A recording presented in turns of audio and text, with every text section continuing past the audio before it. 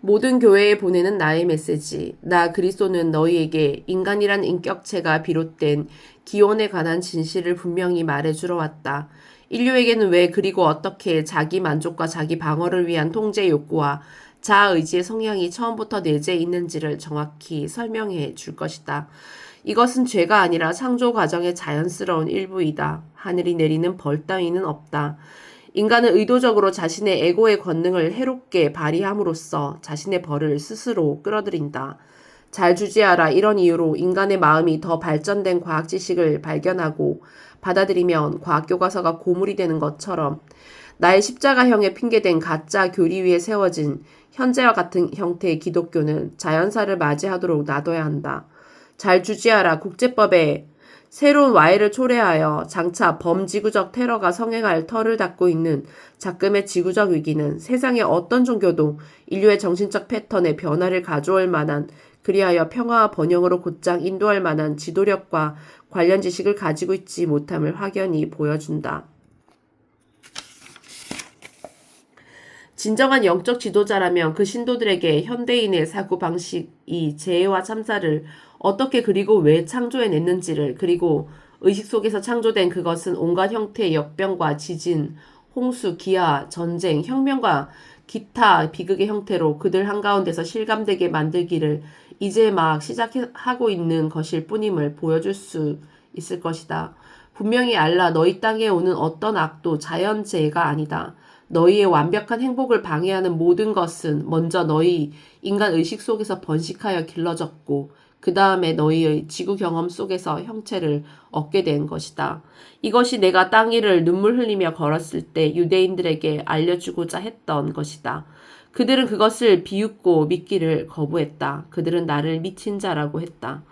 교회가 똑같은 실수를 하게 하지 말라. 교회가 정체되어 교리와 의식 속으로 굳어져 들어갔기 때문에 그들의 사제와 지도자들은 성실하게 진실을 추구하는 이들의 진화해가는 영적 요구를 채워줄 수가 없었다. 그 결과로 교회들은 텅 비어가고 있다. 살아남으려면 교회들은 자기들 사이의 차이는 차치하고 영감이란 것이 꼭 자신들이 받아들일 수 있는 방식으로만 땅으로 전해지는 것이 아니라는 사실부터 받아들일 만큼 겸손해져야만 한다. 그들은 나 그리스도조차 유대인들에게 받아들여지지 않았다는 사실을 기억해야 한다. 교회는 그들이 현재 붙들고 있는 진실보다 더 높은 진실이라고 직관적으로 느껴지는 것을 받아들일 수 있도록 마음과 가슴을 열어놓아야만 한다. 그리고 짐승이 인간의 생각을 지배하도록 허용해온 낡은 믿음들을 버려야만 한다. 너희의 온 영혼과 마음과 가슴으로 성심껏 기도하라. 낡고 그릇된 신념의 되읍조림이 아니라 진정한 깨달음을 위해서 말이다. 깨어나라. 그리고 그런 의식과 과거의 신념들이 너희는 내가 한 것보다 더 큰 일을 하리라고 인류에게 했던 나의 말을 실현시키지 못했다는 사실을 인정하라. 많은 명상과 기도 후에 진정한 깨달음이 너희를 찾아올 때까지는 형제와 같은 사랑을 온 영혼과 가슴과 마음을 다하여 너희 나날의 삶 속에서 수시로 가르치고 실천하여 본보이라. 왜냐하면 파괴적인 범지구적 의식의 힘과 맞서 싸우려면 인류는 그 발전의 다음 단계로 시급히 옮겨가도록 온 힘을 다 쏟아야만 하기 때문이다. 시급히 요구되는 더 높은 이상, 너희 나날의 삶 속에서 실현되도록 애써야만 할 더 높은 이상이 있다. 는 사실을 이 널리 받아들여져야만 한다. 육신의 세계가 절멸로부터 구출될 길은 오로지 더 높은 이상을 실현하는 길밖에 없다. 너희 자신을 위해서나 세계를 위해서나 이 이상이 없이는 영적 진화도 열망하는 것들의 성취도 있을 수 없다. 현재로서 삶에 대한 너희의 인식이란 고통과 궁핍 그것이다. 이런 믿음은 너희의 TV를 통해서 경악스럽게 묘사되고 강화되고 있다.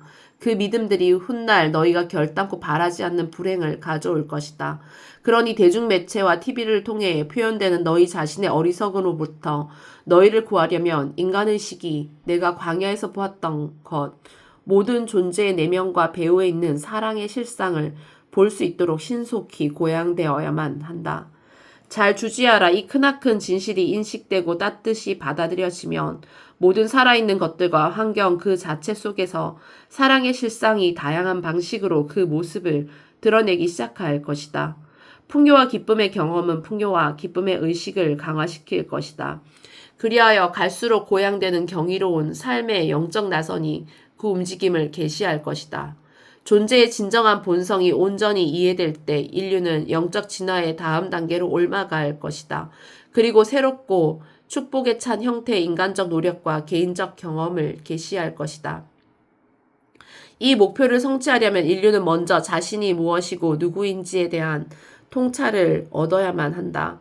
새롭고 중요한 하나의 의문이 사람들의 의식 속으로 이미 오고 있다. 너희가 세상에 내보이고 있는 겉모습 뒤에 있는 너희는 참으로 누구인가? 참이 되려면 무엇이 필요한가? 이 편지는 바로 나는 참으로 누구인가 하는 이 의문에 너희 존재의 모든 차원에서 답해주고 있다. 그리고 내가 6주간의 광야 체험 동안에 깨달았던 모든 것을 너희가 나날의 삶의 지침으로 받아들일 수 있다면 내가 치유와 가르침의 사역을 계시하기 전에 참되고 온전해졌던 것처럼 너희도 마침내 참되고 온전해질 것이다. 지금 이 시간 자신이 온전하다고 여기는 사람은 세상에 거의 없으니 내가 한시바삐 너희의 마음속으로 들어가서 너희를 새로운 방식의 생각과 느낌 속으로 이끌어줄 필요가 있다는 사실을 너희가 분명히 알아야만 한다. 이러한 의식의 변화는 너희를 참과의 신성한 조화와 안전하고 더 나은 삶의 조건으로 데려다 줄 것이다. 너희의 의식 속에서 이런 재건 작업을 할 수 있으려면 먼저 내가 팔레스타인에서 가르쳤던 것에는 당시의 사람들이 아직 받아들일 준비가 되지 않은 것들이 많았다는 사실을 너희의 마음에 새겨두고 그것을 받아들여야만 한다. 미심쩍은 것은 내 청년 시절의 삶에 대한 기록이 왜 하나도 없는지에 대해서는 한 번도 의문이 공개적으로 제기된 적이 없다는 것이다. 그토록 중요한 것이 빠져있는 진정한 이유는 무엇일까?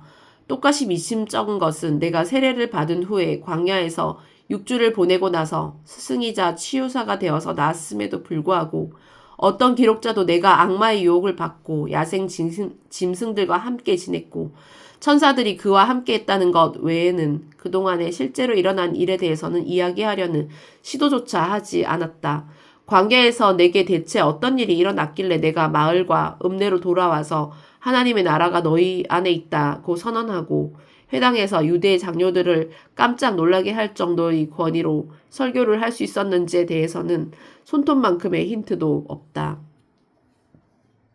나에게 들씌어진 신성과 그 사명이 더 그럴듯해 보이도록 만들기 위해 내가 인간적으로 어떤 사람이었는지에 관한 진실은 내 제자들의 합의하에 의해 묻혀버렸다. 복음서에 의하면 나는 하나님의 독생자로 일컬어졌다. 그렇다면 나는 왜 종종 나 자신을 일러 사람의 아들이라고 했을까? 나는 나의 신성에 대한 만연한 믿음에 반하여 그리고 내가 그들과 똑같은 육신으로부터 나온 존재라는 사실을 사람들의 마음에 각인시켜주기 위하여 의도적으로 그렇게 말했던 것이다. 나는 그들이 오직 내가 알고 있는 것을 알고 내가 가르치는 대로 올바로 사고하고 올바로 행동하기만 하면 내가 할 수 있는 일을 그들 또한 할 수 있다는 사실을 이해하게 만들려고 애썼다. 나의 인격과 나의 영적 의식을 중심으로 너무나 많은 신화가 생겨나 있어서 이제는 그것을 가능한 한 완전히 없애버려야 할 때가 되었다. 바로 그것이 사람들을 영적으로 진화해 가지 못하도록 가로막고 있기 때문이다. 종교의 가르침에 세뇌된 너희는 복음서를 쓴 나의 사도들이 나의 생애를 묘사할 때 내가 행한 초자연적 기사에 관한 그들의 이야기를 온전히 뒷받침해줄 자신의 개인적 기억만을 말했다는 점을 이해하도록 애써야 한다. 그들은 나의 사후 30여 년 동안 나에 대해 다른 이들을 이야기한 내용도 많이 포함시켰다. 세월이 그만큼이나 지나서 진실의 호도가 불가피해진 마당에 그들이 어떻게 나에 대한 권위 있는 정기와 실제로 일어난 일에 대해 쓸 수 있었겠는가? 또 나의 가르침과 기사를 일으킨 나의 진정한 영적 인식을 어떻게 제대로 설명할 수 있었겠는가? 단 한 사람만이 그런 입장에서 쓸 수 있는데 그것은 나 자신이다. 그러므로 이 편지는 구경꾼으로서는 나의 생각을 아무리 잘 이해했다고 생각하더라도 결코 알아볼 수 없는 방식으로 나의 진실을 너희에게 보여줄 것이다. 이런 이유로 나는 지난 40년 동안 기록자의 마음에서 모든 인습적 가르침을 차근차근 지워냈고 그리하여 우리 사이에 완벽한 소통체계가 만들어졌다. 만일 이 편지에 표현된 나의 진실이 너희의 신약 성경에 쓰인 많은 것과 같지 않다면 그것을 놀라워해야 할까? 아니면 그 때문에 배척해야 할까? 그래서 나는 2000년 전의 나의 삶과 가르침을 이야기해주기 위해서 필요한 만큼 최대한 가까이 너희의 의식 차원으로 나의 의식을 잠시 하강시키고 있다. 역사 속의 나의 위치. 먼저 나의 신상과 삶에 대해서는 조세푸스가 로마 총독을 위해 쓰고 다시 로마 황제에게 올려진 유대인의 역사 속에 짤막하게 언급되어 있다는 점을 지적해야겠다. 조세푸스는 예수가 로마의 법과 질서와 통치를 타도하려다가 벌을 받아 십자가형에 처해졌다고 간단히 기록했다. 이것은 조세푸스가 동명이인에 대해 기록한 것이라는 주장이 있다. 그러나 그것은 그렇지 않다. 훗날 소위 신유화 물질화의 기적을 행하는 그리스도가 된 나는 반란자였다. 그러나 대중 선동가는 아니었다. 나는 로마를 부정하고 로마의 법과 질서를 뒤엎기 위해 의도적으로 사람들을 선동한 적이 없다.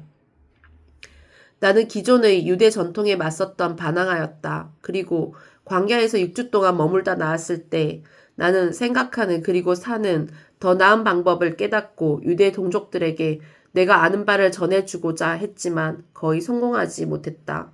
나를 따른 이들에게는 여론의 압박이 가해졌다는 사실을 이해해야만 한다는 점이 중요하다.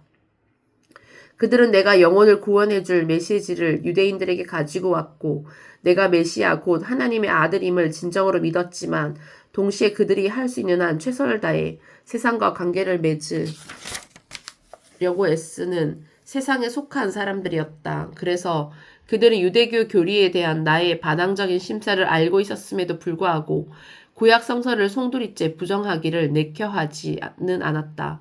왜냐하면 그들의 역사 속에서 구약은 유대인들을 한데 뭉치도록 늘 지켜주고 뒷받침해 주었기 때문이다.